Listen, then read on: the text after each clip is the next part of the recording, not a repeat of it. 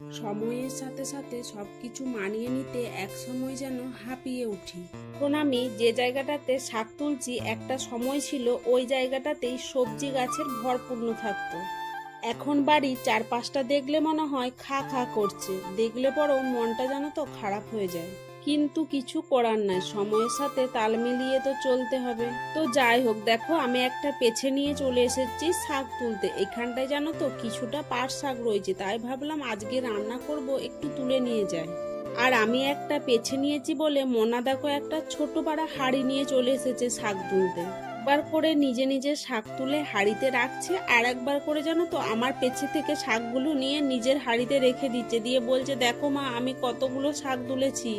বর্ষার বৃষ্টির জন্য চারপাশটা দেখছো কত জঙ্গল হয়ে গেছে, শাক কোনটা আর কোনগুলো খায় না আগাছা সেগুলো দেখো বোঝাই যাচ্ছে না। আর আজকে ঘুম থেকে উঠে মোনাকে কিন্তু ফ্রেশ করে দিয়েছি, মোনা কিন্তু ব্রেকফাস্ট করা হয়ে গেছে।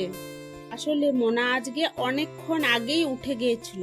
তোমরা কি ভিডিওতে দেখে বুঝতে পারছো এটা কি শাক? যে যে বুঝতে পারছো কমেন্টে জানিও তো আমাকে, কি শাক এটা, কে কে খেতে ভালোবাসো অবশ্যই জানিও। শাক তুলতে তুলতেই হঠাৎ করে গায়ে এক দুটো বৃষ্টি পড়ছিল, তারপর দেখো একটু পরেই জোর বৃষ্টি নামিয়ে দিল। দুজন মিলে দৌড়ে আস্তে আস্তে কিছুটা ভিজে গিয়েছিলাম, আজকে হয়তো বৃষ্টি হবে না, কিন্তু দেখো আজকেও আবার বৃষ্টি শুরু হয়ে গেল। হাই ফ্রেন্ডস, কেমন আছো সবাই? আশা করি সবাই ভালো আছো, আমিও ভালো আছি। আমি মনিকা বর্ধমান জেলা থেকে তোমাদের সামনে নিয়ে চলে এলাম নিত্যদিনের নতুন একটি ব্লগ। আশা করছি আজকের ব্লগটিও তোমাদের খুব খুব বেশি ভালো লাগবে। চলো তাহলে আজকের ব্লগটি শুরু করি, আর তোমরা আমার লাস্ট পর্যন্ত ব্লগটির সাথে থেকো। গুড মর্নিং ফ্রেন্ডস, বলো গুড মর্নিং ফ্রেন্ড। কেমন আছো সবাই? কেমন আছো সবাই? আশা করি সবাই ভালো আছো। নতুন কেমন ব্লগ তোমার? আশা করি তোমার নতুন কেমন ব্লগ। আমাদের কি বৃষ্টি হচ্ছে? আজকে তো বৃষ্টি হচ্ছে। বৃষ্টি হচ্ছে, তোমাদের বৃষ্টি হচ্ছে? বৃষ্টিতে কোথাও যেতেও পাচ্ছি না, কোথাও যেতেই পারছি না, ঘরেতেই বসে আছি। ভালো আছো? হ্যাঁ, বলে ভিডিও দেখতে ভালো আছো? আমার নাম জানো? ওদের মা। বলো তোমার নামটা।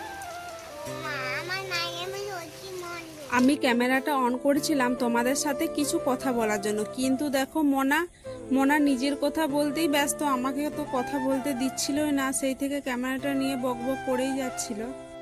আর এখন জলটা একটু ছাড়িয়েছে, মোনা দেখো জল জমেছে ওখানের মধ্যেই দুটো পা দিয়ে থপাং থপাং করছে, আর জানো তো হাতে করে ওপর দিকে তুলে তুলে ছিটাচ্ছে।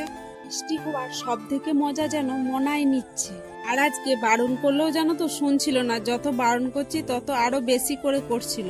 তারপর দু হাতে করে দেখো জলটা ঘাটছে আর কাদাগুলো দূরে দূরে ছেটাচ্ছে, আর দেখে দেখে নিজে নিজেই হাসছে।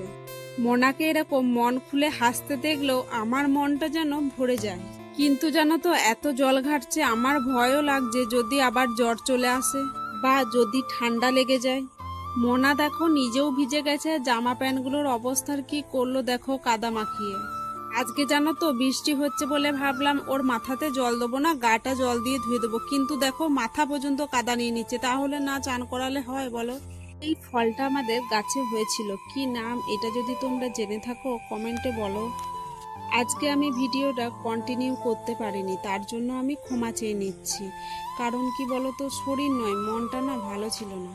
আজকে শাশুড়ি মায়ের ডাক্তার দেখানোর ডেট ছিল, বড়মশাই নিয়ে গিয়েছিল। হঠাৎ ফোন করে বড়মশাই আমাকে ঘর যেতে বলল।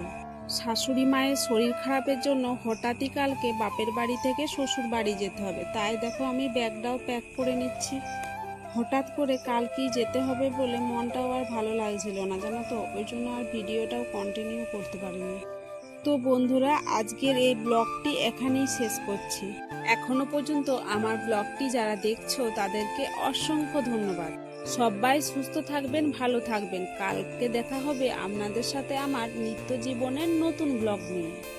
Tata, good night.